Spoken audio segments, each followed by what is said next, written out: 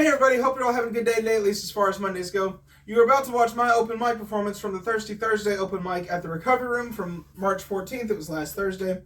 And I did Awkward Stage and Inner Monologue and Driving and and NASCAR before driving, and then Driving. Then another little joke I wrote to close called The Two Detectives, which it sounds like a street joke.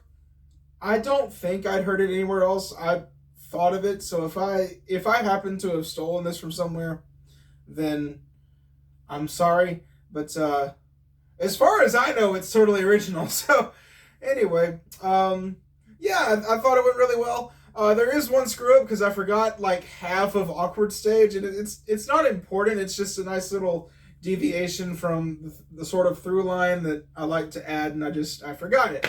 But I think I recovered well, and the audience was really reactive and really, really fun, and they seemed to have a good time, and it was a good energy in the room. But it doesn't matter what I think. You tell me what you think down in the comment section below. Be sure to hit the like button, subscribe, and all that kind of good stuff. And share it with your friends. Comment, like I said, all that kind of good stuff. As usual, there are no added laugh tracks. If you couldn't hear it in the room at the time, you will not hear it in this clip, I promise. The only thing I'm going to do is run it through a filter in GarageBand to make sure it's nice and clear. And I believe that is all I have for you, so enjoy the show! I like how he has to adjust the microphone for how loud I am. No feedback? You might want to go just... There we go. I think that's good. What y'all think? Sound good? Good evening! How are y'all? Good. Good. See, that's why I had to adjust it, right? Got to do it one more time for David. That was really good. Very good. I was in the bathroom. Oh, never mind. Don't give it up for me. He's in the bathroom. You don't clap for somebody in the bathroom on the shoulder. Hello! Good to see you! I haven't seen you all year! Brian's hosting. Go talk to him. Oh, man. Real quick, I got a question for you. Who remembers kindergarten? Show of hands. Show of hands. Just you. Were the rest of y'all doing a lot of drinking during that time? Did you just say yeah? Do I need to call Child Protective Services, Kirby? Do what? Oh, gosh. Oh, no. Oh, man. When I was in kindergarten, y'all remember that one kid in kindergarten? As soon as his parents left on the first day, he immediately started crying. Y'all remember that? Didn't you want to beat that kid up at recess? Just walk up to him, hey, grow up! And just spark kick him and stomp him into those rocks under the... You didn't want to do that? No, I was that. You were that kid? So was I! It was me! It was me. It was terrible. As soon as they left, just, bye, Bryce. All day, every day for the first week. But each day I got a little bit better, right? Tuesday I cried a little less. Wednesday I cried a little less. Thursday I didn't cry hardly at all. I actually made a few friends. I was excited to come back. At the end of the day, I was excited to come back the next day and see them. And I got a little bit of self-confidence. At the end of the day, I was on my way out to the pickup line. And I saw this girl and I said, you know what, I'm going to just go up and introduce myself. And I walked up and said, hi, I'm Bryce. And she said, I don't like you. You're the ugly duckling. And just walked off and left me standing there. I didn't talk to anybody else for 7 years after that. So fast forward, 7 years later, I'm 13 years old. My awkward stage. Like I said, I had no practice talking to people. People would catch me off guard. I'd be at the locker. In between classes, getting ready. Somebody would walk up behind me. Hi, Bryce, what's up? And I'm going, Inkle Bubble Wobble. Well, that guy thinks I'm special now. Not only was I not good at talking to people, I wasn't good at being around people, physically. I was very aware of that they could see that what my body was doing in space, right? I had no idea what to do with my hands. So I came up with what I call my go-to talking pose. And what it was is I put one arm around like this, and then one arm up around my face to protect my face. And I just looked like this for 2 years. That's just the way it was. So you've seen the pose, let's put it in action, right? So every year my parents used to take me and my brother to the state fair at Little Rock. And so we went, And there was this girl who showed up. I met her at school. We were like 2 or 3 weeks into school. I didn't know anybody. I maybe said 2 words to her. And she goes, "Hi, Bryce." And I went, "Whoa!" "Hey!" And then my mom was standing there. She's like, "Is that the best you have to say to somebody? Hey! Boys." And I was like, "I'm sorry. I'm sorry. I'm 13 years old. I'm not a little Shakespearean prodigy. What do you want from me?" Next time some girl walks up and says, "Hey, you want to just drop and propose?" Is that what she wants from me? She's like, "Hi, Bryce, my lady. I know that we've only said but these few words betwixt the pair of us, but still I must make it aware unto thee that fate hath smiled upon me this day, and shown mine eye that my future doth lie in thy wake, and it would do me the greatest of pleasures to take your hand, to have and to hold and to love and to cherish as mine own forevermore. I can't just do that. It's not gonna work. She's not gonna love me. I'm the ugly duckling."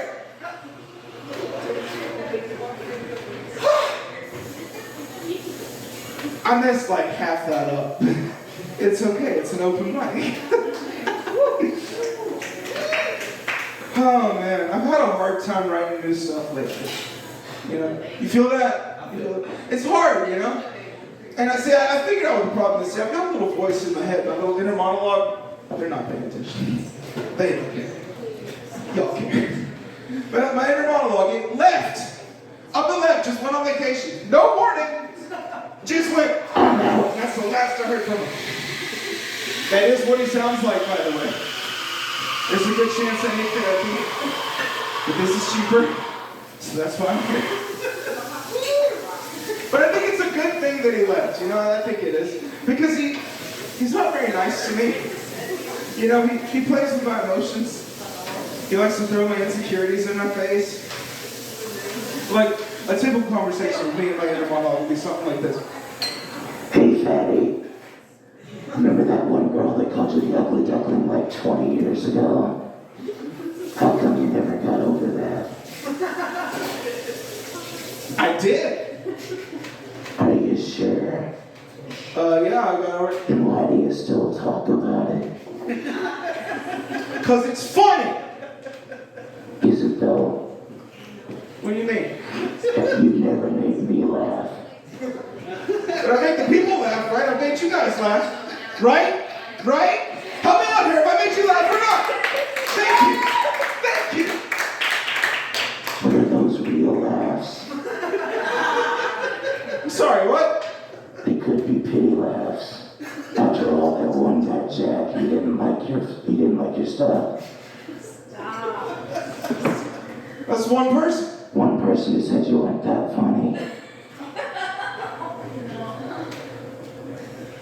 You know what? I don't have to take this. What are you gonna do about it? Well, Exactly. You're under my thumb. You're wrapped around my finger, dancing like my puppet. you know what? I'm glad he's gone. I don't want him coming back. I don't want him coming back. I don't need that. I don't need that. I can do this on my own. Nothing and nobody is going to bring down Bam. You hear me? Nothing and no one brings down Bam. Hey, I'm back. Never mind. I live alone, y'all. Could you tell? I live alone. There's nobody in my apartment. Thanks.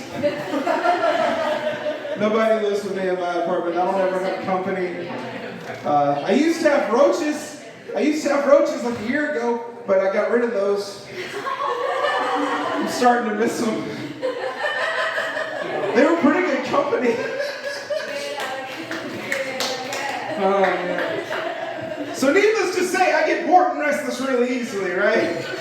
So what I like to do when I feel in that way is I like to hop in my truck and just drive around town, waste some time, blast some music. But I don't know if y'all have noticed. Gas is expensive. I work a state job, I can't afford it. But what I do have, I've got a Nascar video game, right? And I can turn on that game, and I can Bluetooth my phone to my soundbar. And that way it's like I'm going for a drive from my recliner. Did I get it out of the nose? Did I get it out of the nose? Tell me yes, please tell me. It will make me feel so good. I got it out of the milk. That's the first for me. It's probably not true. Anyway, I can go for a drive essentially from my recliner without leaving my apartment. And I know what you're thinking. You're like, Bryce, it's not the real thing. It's only left turns. You're just driving in a circle. No. It's got road races on it. Those road races have the left turns and the right turns. So it's just like the real thing. And just like the real thing, I always somehow end up in a traffic jam. 37 car pile up on Watkins Glen. Sorry, y'all, that's my bad. I turned the wrong way. I tried to race online to see how I could do against other people instead of just the computer.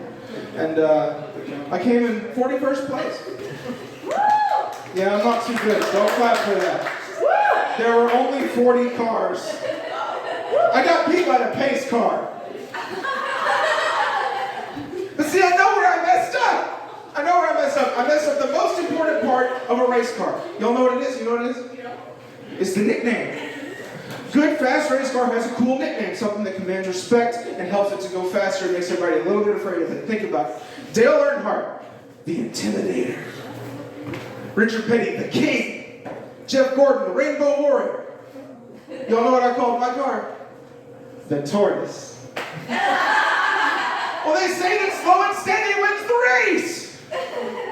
All slow and steady got me was a participation ribbon. Not even a trophy, just a pink little ribbon from the dollar store. Says birthday girl on it. They felt bad about that, so they took a little sticky note and wrote, well, you were here. Y'all think I'm kidding? Look at this. Look at it. Look at it. Look at it. Look at that. I hope y'all like this joke, because it cost me $12. I'm getting nobody's birthday.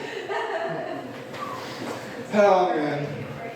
We don't have any real drivers now. Do we have any real bad drivers in the audience? This is Jonesboro. Put those hands up where I can see them.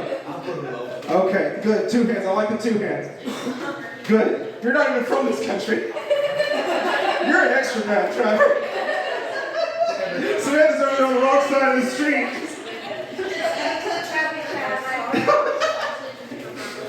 I'm a bad driver, y'all. You know what makes me a bad driver? I will pull up to a traffic light and not be paying attention, and it'll be red. And then I'm not paying attention. It turns green, so I don't notice it until it turns yellow. So I get to go, but nobody else does. And I'm gonna tell you what: if you're gonna be a bad driver, if you gotta have one thing that makes you a bad driver, that's a great one to have. You will never be a victim of road rage. By the time they can go, you're long gone. A few years ago, when my brother was a freshman in college, I had to teach him how to make the drive from Whitehall, where we're from, to here in Jonesboro, where he'd be going to school. And during this time, he accused me of being a backseat driver. That's not the funny part right now. It's a bold-faced lie. I was in no way, shape, form, or fashion a backseat driver, y'all. I was riding shotgun. I swear, he was trying to kill us. Every curve in the freeway, he was going off on the shoulder. The soundtrack to our drive to Jonesboro was the rumble strip. Just when we got here, we were still shaking. Just we made it. I would get a little nervous and think he was speeding, so I glanced over at the speedometer. He's doing 95 and speeding up. Driving just like this. So pardon me if I was a little concerned for my health and safety. It's a 2.5-hour trip from Whitehall to Jonesboro. He did it in 13 minutes and 48 seconds. Broke my dad's record by 0.2 of a second. Brought a tear to his eye. It really did. Changed his life.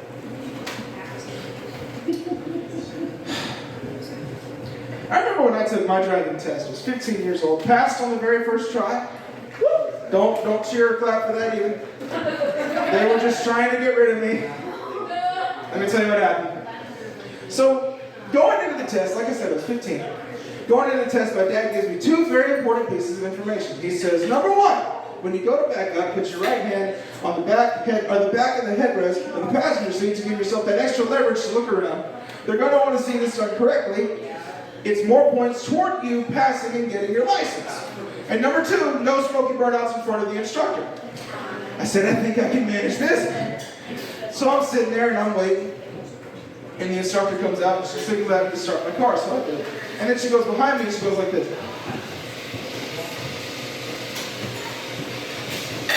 This means back up, right? As far as I'm concerned, I'm thinking, okay, cool. It's that part of the test. She's going to direct me out of the parking lot. Right? She's going to give me just basic traffic instructions to direct me out of the parking lot to see if I can follow basic traffic instructions from a uniformed official. Yes, ma'am, I can. So I stuck it in reverse, put my hand on the back of the headrest of the passenger seat, just like my dad showed me, and looked around and let off the brake. Now she's standing back there going, stop!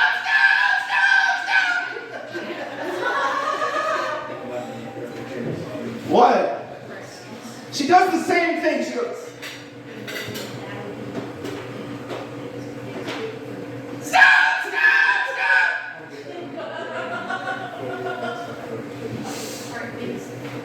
We did this 2 or 3 times before she came up to my window. I rolled down the window so I could hear her this time. And she said, Bryce, I'm trying to check your brake lights. And after all that, somehow I still passed. So I'm going to tell you this. You are much more likely to pass your driving test so long as you threaten to run over the instructor. That's what I learned. Before I go, I'm going to try and tell you all the jokes since I'm a comedian. What? That's not the joke. Where has she been? All right, y'all. I've had this joke for like a week. 2 detectives were investigating a string of murders. And they seemed to all be connected because whoever the killer was mutilating the bodies and harvesting all the internal organs. But other than that, there were no leads. Well, one day the 2 detectives were out and they saw a guy with a cooler handing out little containers of internal organs. And the first detective looked at the other detective and he said, hey man, you think he knows anything about all this? And the other detective said, probably. Seems like a dead giveaway. That's all I got for you, Jonesboro. You guys are so much fun. God bless you. My name is Bryce. If I'm on YouTube,